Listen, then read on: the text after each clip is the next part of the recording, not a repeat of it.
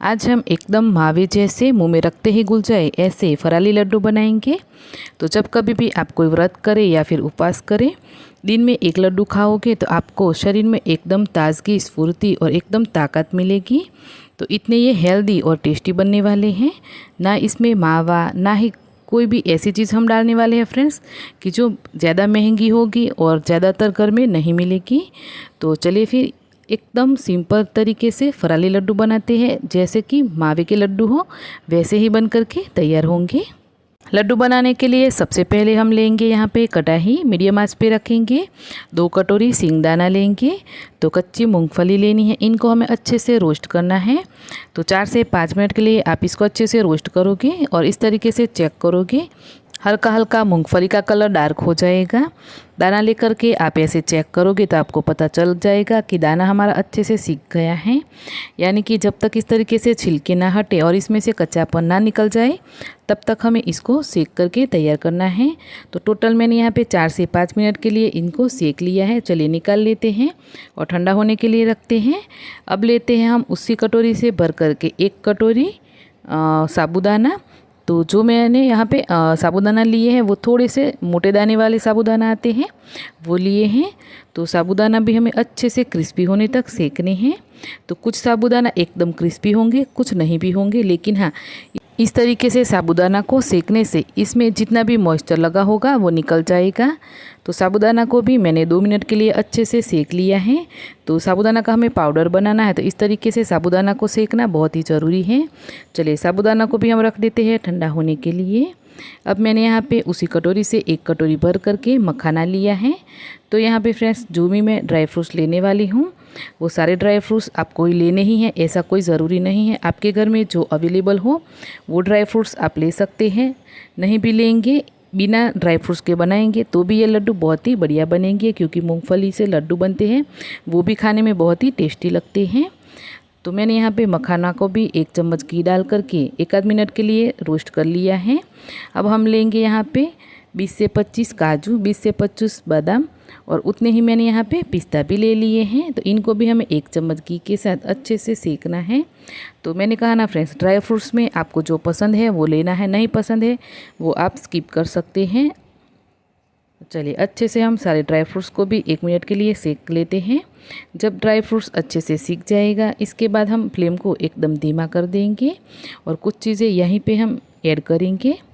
तो मैंने यहाँ पे 1 कप नारियल का बुरादा लिया है, डेसिकेटेड कोकोनट। आप सूखे नारियल को घिस करके भी डाल सकते हैं। 1.5 चम्मच या 1 चम्मच भर करके यहाँ पे मैंने पॉपी सीड्स लिए हैं, यानी कि खसखस। सारी चीज़ों को हमें अच्छे से मिक्स कर लेना है। तो इन दोनों को हमें लास्ट में डालना है, क्योंकि सारी चीज़ें गर्म होगी तो ये ऑलरेडी रोस्ट हो जाएगी। तो आपको ना फ्लेम बंद करके या फिर एकदम स्लो फ्लेम पे इसको डाल देना है। तो चलिए ड्राई फ्रूट्स भी हमारे अच्छे से सीख गए हैं, इनको हम निकाल लेंगे। वापस से उसी कढ़ाई में हम 4 चम्मच घी और डालेंगे। अब हमें यहाँ पे आटा लेना है, तो कोई भी आपको ना फराली आटा लेना है। जैसे कि मैंने यहाँ पे लिया है 1 कटोरी सिंगाड़े और राजकीरा का आटा मिक्स में आता है वो। तो ये आटा हम व्रत में खा सकते हैं फ्रेंड्स।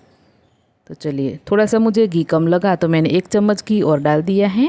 अच्छे से हम आटे को रोस्ट करेंगे। तो आटे को हमें एकदम स्लो फ्लेम पे इसमें से कच्चापन चला जाए तब तक सेक करके तैयार करना है। घी की ज़रूरत लगे तो आप बीच में 1 आध चम्मच घी डाल सकते हैं। और इस तरीके से आपको 5 से 6 मिनट के लिए आटा को अच्छे से भून करके तैयार कर लेना है। तो चलिए यहाँ पे ये आटा सुनहरा हो गया है, तो इसको हम साइड पे रख देते हैं। अब हमें मिक्सी का जार लेना है। तो यहाँ पे मैंने जो कटोरी से मखाना लिए थे उसी कटोरी से 1 कटोरी भर करके चीनी ली है। तो चीनी को हम पहले पाउडर बना लेंगे। तो आप चाहे तो रेडीमेड चीनी का पाउडर ले सकते हैं। तो यहाँ पे हम रेडीमेड चीनी का पाउडर ले सकते हैं, लेकिन चीनी का जो बूरा आता है वो आपको इस लड्डू के लिए नहीं इस्तेमाल करना है, क्योंकि सारी चीज़ें थोड़ी सी दरदरी रहेगी। बूरा भी दरदरा होगा तो लड्डू का टेक्सचर है वो स्मूथ नहीं आएगा। तो ध्यान रखें, आप चीनी को पीस ले या फिर शक्कर को पीस सकते हैं। चीनी का पाउडर रख दिया है साइड पे। और सिंगदाने को मैंने अच्छे से जो छिलके थे वो हटा करके सिंगदानों को भी अच्छे से पीस लिया है। तो सिंगदानों को आपको इस तरीके से पीसना है कि इसमें से तेल नहीं अलग होना चाहिए और ये पीस भी अच्छे से जाए। उसके बाद मैंने यहाँ पे जो साबूदाना सेके थे वो भी अच्छे से पीस लिए हैं। अब हम मखाना और सारे ड्राई फ्रूट्स को एक साथ मिक्सी में लेकर के पीसेंगे। तो इस तरीके से जितनी भी चीज़ों को हमने रोस्ट किया था वो सारी चीज़ें हमें एक एक बारी कर करके मिक्सी में लेकर के इनको पीस करके ऐसे पाउडर बना लेना है। तो चलिए फिर ड्राई फ्रूट्स भी हमने अच्छे से पीस करके तैयार कर लिए। तो सारी चीज़ें हमने पीस ली हैं। तो अब हम इन चीज़ों को मिक्स करेंगे। तो अभी आपको चीनी का पाउडर और जो हमने आटा सेका है वो नहीं डालना है। पहले आपको दोनों हाथों से अच्छे से इनको मिक्स कर लेना है।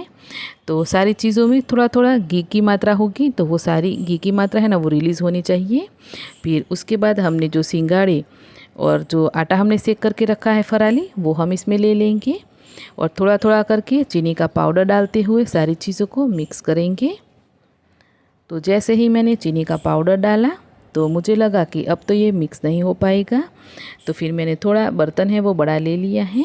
तो दोनों हाथों से मसलते हुए सारी चीज़ों को मैं पहले मिक्स करूँगी।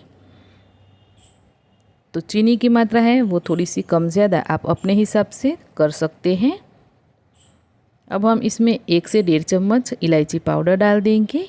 और अभी ना बारिश की सीज़न है तो मैंने 1 से 1.5 चम्मच ही सौंठ पाउडर भी डाल दिया है, अच्छा रहता है।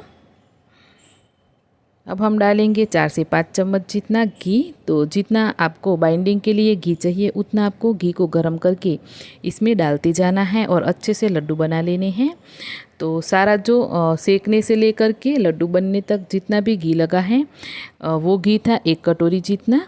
तो इससे ज़्यादा घी इसमें नहीं लगता है दोस्तों। तो चलिए सारा घी मैंने इसमें मिला दिया है और अच्छे से हम अब हाथ से इसको मिक्स करेंगे। तो जितना आप हाथों से मसलते हुए इसको मिक्स करोगे ना उतनी ही इसमें अच्छी खासी बाइंडिंग आएगी। शुरू में जब आप मिक्स करोगे तो ये मिक्स थोड़ा सा ड्राई लगेगा, जैसे जैसे मिक्स करोगे अच्छी खासी बाइंडिंग आ जाएगी। वैसे भी हमें थोड़ा थोड़ा घी डाल करके ही इसको मिक्स कर लेना है। तो चलिए मिक्स हो गया है। अब हम छोटे छोटे लड्डू बना करके तैयार करेंगे। तो ये लड्डू इस तरीके से आपको मीडियम ही बनाने हैं, ज़्यादा बड़े नहीं बनाने हैं, क्योंकि ये हेल्दी और थोड़े हैवी लड्डू हैं जो हम व्रत और उपवास में खा सकते हैं। तो इस सावन के दरमियान आप ये लड्डू बना करके ज़रूर से ट्राई करना, आपको ये बहुत ही पसंद आएंगे। वैसे भी अब ना त्यौहार की शुरुआत होने ही वाली है, तो ये लड्डू की रेसिपी आपको बहुत ही काम आने वाली है। तो ज़रूर से इन लड्डुओं को बना के आप ट्राई करना, बहुत ही टेस्टी लगते हैं फ्रेंड्स और बनाने में एकदम इजी है। और जो भी चीज़ें आपके घर में अवेलेबल हो उन्हीं से तो आपको ये लड्डू बनाने हैं। तो चलिए फिर लड्डू की रेसिपी कैसी लगी कमेंट करके बताना बिल्कुल मत भूलिएगा। लड्डू की रेसिपी अच्छी लगी है तो वीडियो को लाइक शेयर करके चैनल को ज़रूर से सब्सक्राइब करें। मिलते हैं नई रेसिपी के साथ, तब तक के लिए बाय बाय एंड टेक